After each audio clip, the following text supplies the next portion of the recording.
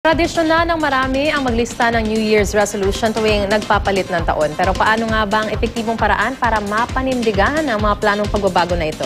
Alamin sa balitang hatid ni Katate Bayan. Ika nga, bagong taon, bagong buhay. Kaya nakagawian na ang paggawa ng mga New Year's resolution tuwing magpapalit ng taon. Si Henry na nasa 40s na ang edad, kalusugan daw ang pagtutuunan ng pansin. Pagka may time po, exercise, jogging. Si Mirna naman, gusto raw pagbutihin ang kanyang trabaho. Gusto natin kahit paano umangat, diba? Pero mangyayari lang yun, ako rin ang gagawa sa sarili ko. Si Edwin naman, iiwas na sa bisyo. Kung dati paghinto sa paninigarilyo ang nagawa niya, ngayon... Pag-inom, pagsisigarilyo, wala na ako.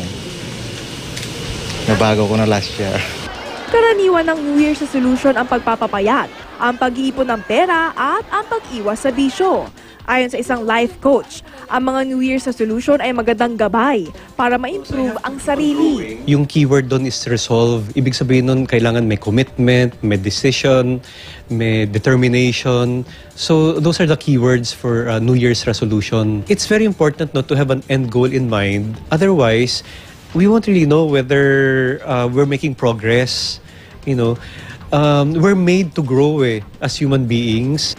Pero madalas hindi napapanindigan ito at ningas kugun lang. Kasi kung hindi natin pag-isipan, then it just becomes a wish or a fantasy. Ibig sabihin nun, nasa mind lang natin, pero it's not going really to happen.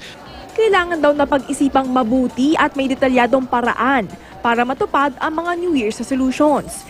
Tip ni Doc, sa pagsusulat ng New Year resolution, unang-una dapat specific. We just don't want to say, I'll lose weight. We want to say, I'll lose this number of pounds in a week. Kailangan din daw minomonitor ang progress mo sa paggawa ng sinulat mong resolution. Makakatulong din kung may nakakaalam sa plano mong baguhin sa sarili mo. We need accountability. Somebody has to check on us. Kasi kung walang mag-check sa atin, we're going to break our own rules. Dapat din realistic ang gusto mong mangyari at syempre, timely. Is this the right time for the goal? Kasi kung hindi naman, baka pwedeng ipagpaliban for another time.